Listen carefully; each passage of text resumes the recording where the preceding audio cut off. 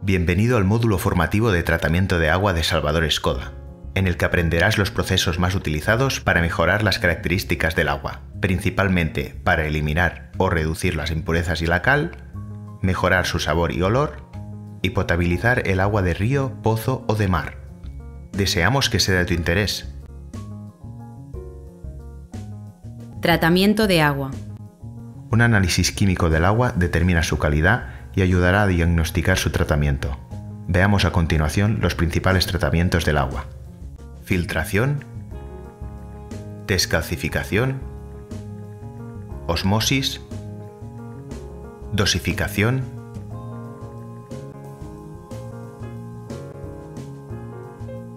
filtración. La filtración es el proceso de separar y retener las partículas del agua en suspensión, como arena, óxidos, etc., que podrían ocasionar obstrucciones y corrosión en los equipos y tuberías de la instalación. Su empleo también es recomendable en agua suministrada de compañía, que puede arrastrar sedimentos de canalización, principalmente los ocasionados cuando se efectúan obras de mantenimiento y reparación. En instalaciones colectivas que dan servicio de agua a varios usuarios, deben instalarse filtros que cumplan con la norma UNE para evitar la proliferación de la legionela. Grado de filtración. Expresado habitualmente en micras, el grado de filtración indica el tamaño de las partículas que quedarán retenidas. Partículas con menor dimensión no serán retenidas por el filtro.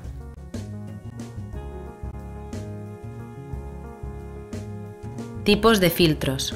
Veamos los principales tipos de filtros: filtros de cartucho y filtros de cartucho autolimpiantes.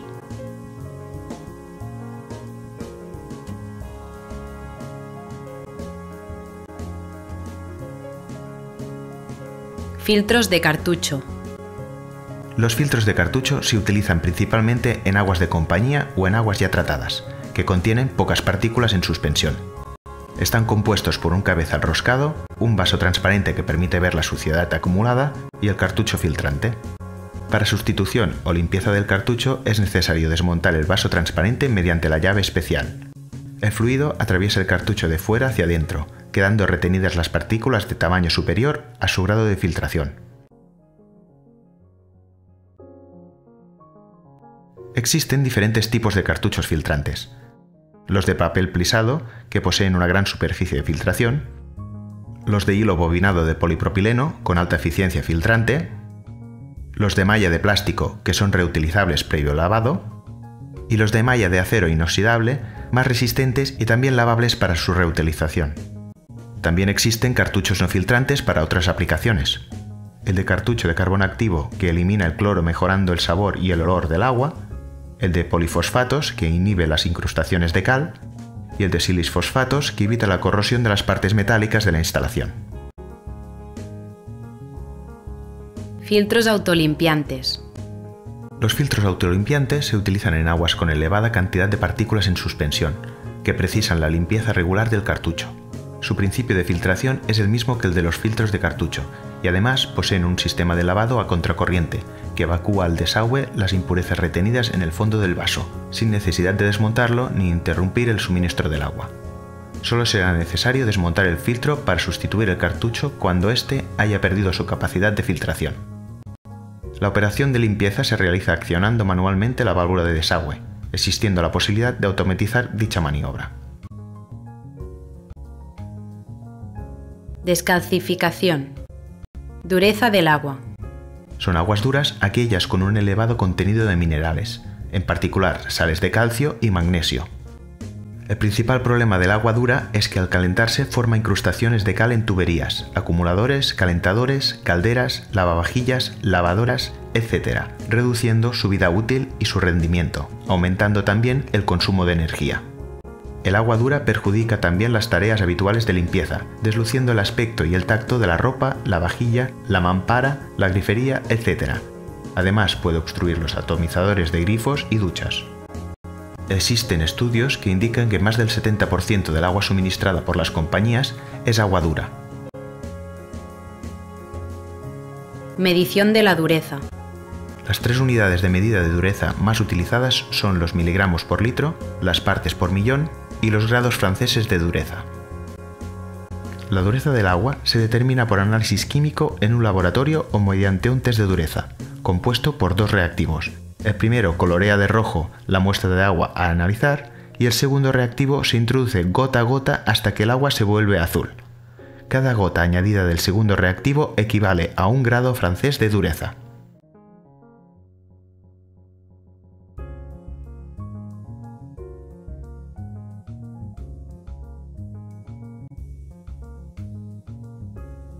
Descalcificador.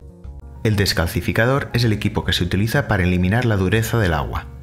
Instalado en la red de acometida de agua, el descalcificador consta de una botella que contiene resina, un depósito para mezclar agua y sal de sodio que el usuario debe reponer periódicamente, y una válvula electrónica que gestiona el proceso de descalcificación y la regeneración de la resina.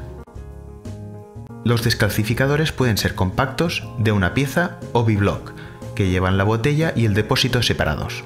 Además, para consumos elevados existen modelos con 2 o más botellas de resina.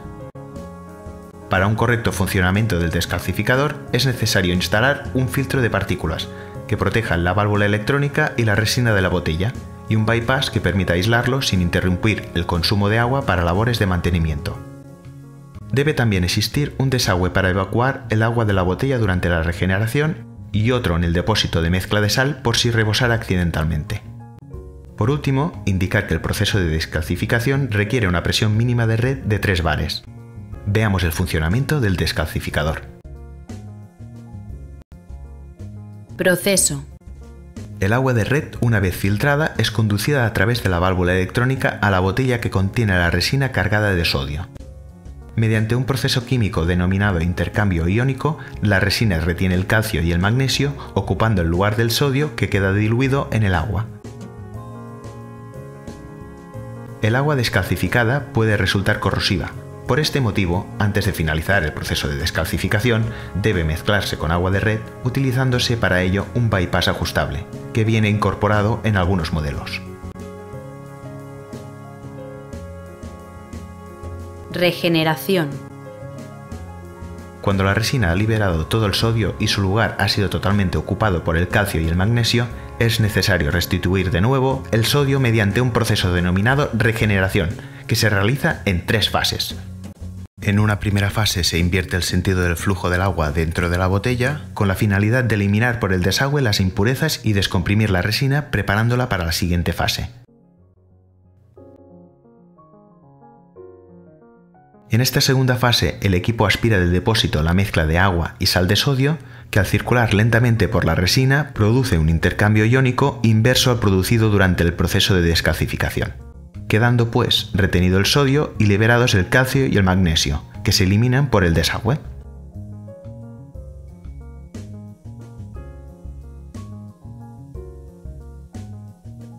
Por último, una vez finalizada la regeneración, se realiza un lavado de la resina para eliminar el exceso de sal de sodio acumulado.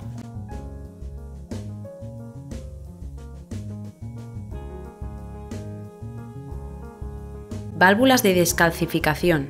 La válvula del descalcificador controla las fases de regeneración y gestiona automáticamente su puesta en marcha.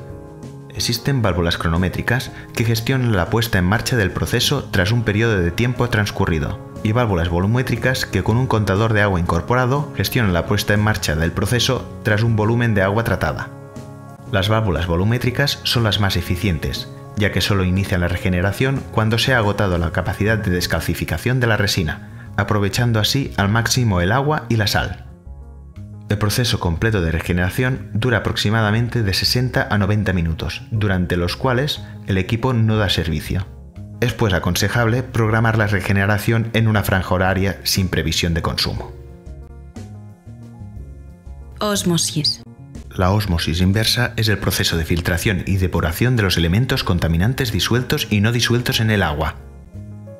Principalmente se utiliza en el sector doméstico, siendo también habitual en otros sectores como el químico, farmacéutico, restauración, etc. El proceso de ósmosis inversa requiere una presión mínima de 3 bares, siendo necesario instalar el modelo con bomba incorporada en instalaciones con presiones de red inferiores. Veamos a continuación los sucesivos tratamientos que realiza un equipo doméstico de osmosis para mejorar la calidad del agua que utilizamos para beber y cocinar. Etapas de ósmosis inversa. Instalado habitualmente bajo la pica de la cocina, el equipo de ósmosis se conecta a la red de agua potable. Primera etapa, filtro de partículas. Un filtro de partículas con un grado de filtración de 5 micras, 14 veces menor que un cabello humano, es el que retiene las partículas de mayor tamaño como la arena, barro, óxido, etc. Segunda y tercera etapa, filtros de carbón activo. Dos filtros de carbón activo, el primero granulado y el segundo extrusionado. Eliminan del agua el cloro, el fenol, el bencenol y otros contaminantes orgánicos, mejorando su sabor y olor. Cuarta etapa, ósmosis inversa. Posteriormente, un filtro con membrana semipermeable elimina el 97% de los elementos disueltos en el agua: bacterias, herbicidas, nitratos, nitritos y metales pesados de todo tipo.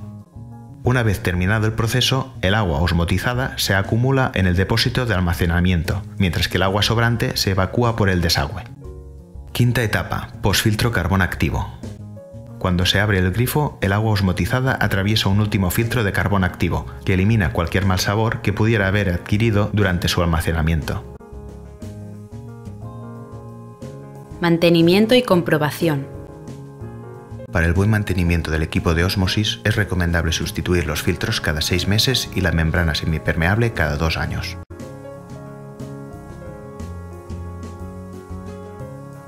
Para verificar el correcto funcionamiento de un equipo de ósmosis, se comprueba mediante téster la disminución de la conductividad o de los sólidos disueltos totales entre el agua de entrada y el agua de salida.